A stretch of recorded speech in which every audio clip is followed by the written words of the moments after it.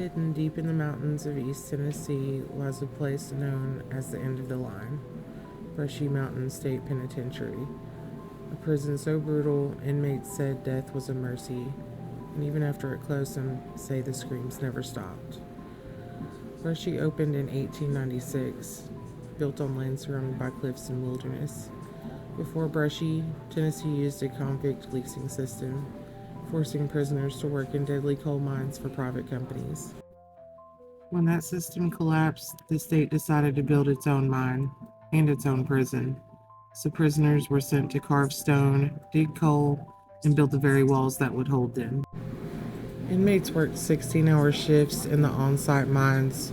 Air was thick with coal dust. Men coughed until their lungs failed. Violence was constant. Guards were known for brutal beatings, solitary confinement, and starvation punishments. There were riots, escape attempts, and murders. One former inmate said, "Brushy wasn't a prison, it was a tomb for the living."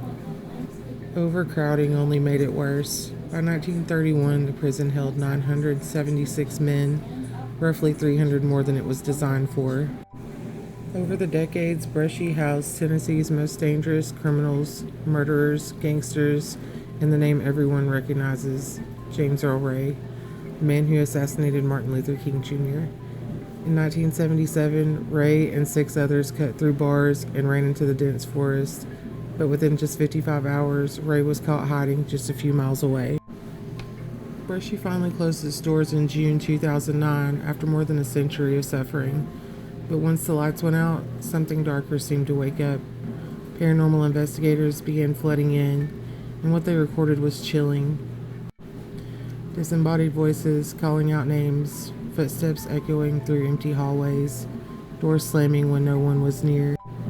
Thermal cameras picked up cold spots and human shapes that vanished on sight.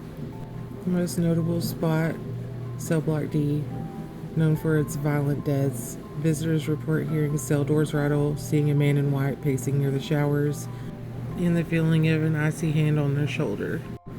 The cafeteria being another hot spot where people claim to hear trays clattering, smell food cooking, even though the kitchen's been empty for years. Today, Brushy Mountain is open for tours and overnight investigations. Would you spend a night inside? Most visitors say once you go in, something follows you home.